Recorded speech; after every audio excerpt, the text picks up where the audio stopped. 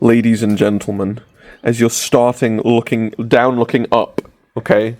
Because what we're about to talk about, dude, reaches for the heavens. Reaches for the heavens. I'm about to talk to you about the best, okay, piece of literature, the best piece of art, the best piece of televisionary masterpiece. Dragon Ball. Baze is probably like, oh no, yes, Dragon Ball Capsule review with the Bibby and the Poet Warriors. So I've talked about Dragon Ball before in a few different ways, and we've talked about Christopher Sabat, we've talked about Sean Schemmel specifically, who are the voices of the main characters in Dragon Ball. And just what an insane challenge it is being a voice actor in Dragon Ball, which is absolutely art. But today I would like to talk about the piece as a whole. This is going to be biased, because Dragon Ball is my favorite thing ever. I am actually wearing, I don't know if I got that or not, I'm wearing my Ultra Ego Vegeta hoodie. Say that 3 times fast. Gotta represent, guys. Dragon Ball, we're going to be talking about the whole franchise. Dragon Ball, Dragon Ball Z, Dragon Ball Super, GT, sure, Daima, which is going on right now, which is insane, by the way. I know a lot of people are refusing to watch Daima. Dragon Ball Heroes, whatever, what have you. Dragon Ball is impeccable. Let's start with number 1, the story. The story of Dragon Ball, for those of you who don't live under the rock,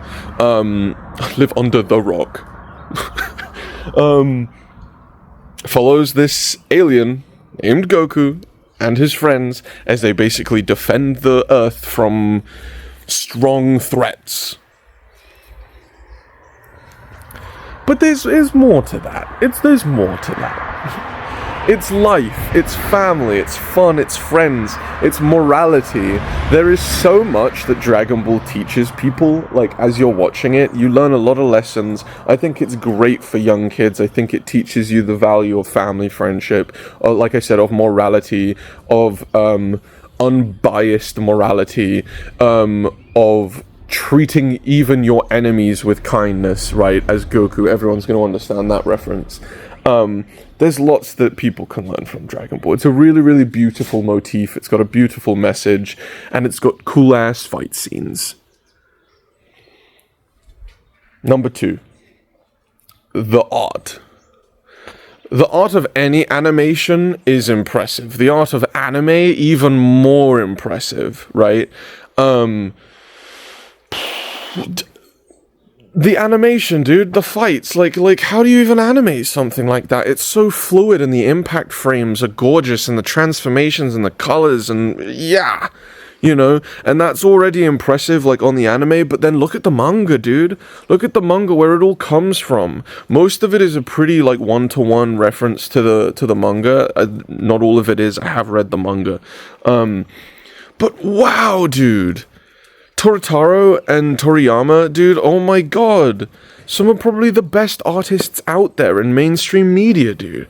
Like, the way that they're drawing these characters, and the styles of which they're drawing them, the poses, the facial expressions, the emotion that they can capture in cartoon, like, you know, manga, comic booky art style, is incredible. Wild. And then number 3, obviously probably being the most awe-inspiring part of Dragon Ball, is the voice acting, which, like I said, you know, we've talked about in separate videos.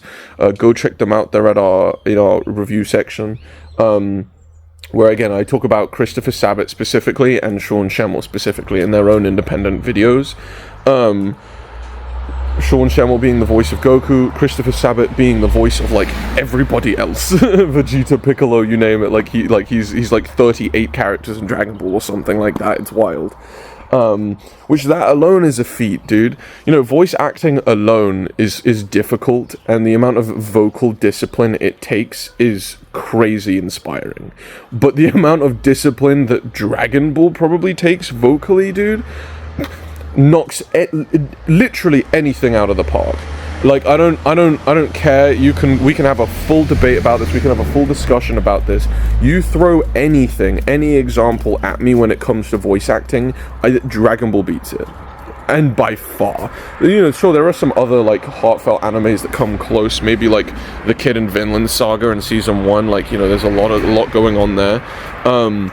Which we've also done a capsule review on. Go check that out. Vinland Saga. Great show. Great manga. But just nothing beats Dragon Ball, man.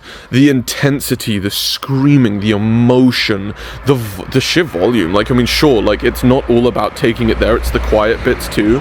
But when they take it there, oh my god, like, how do their voices even do that, dude? Like, you know, in Battle of Gods, I will not destroy my world. Like, yo, he fucking goes crazy, dude. He goes crazy.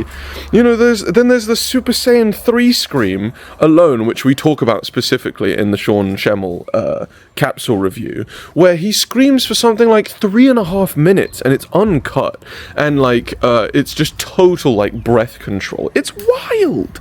It's wild. And then to maintain the emotion through screams like that, dude, it's crazy. I'm gonna cut myself off because otherwise I'll never stop talking about Dragon Ball. You guys know I love Dragon Ball. I represent Dragon Ball. Live, breathe, sleep, drink, eat, repeat Dragon Ball. If you haven't watched Dragon Ball and you want to sink yourself into something, dude, go and watch Dragon Ball. And don't sleep on OGDB, okay? Never sleep on Kid Goku. Tasty.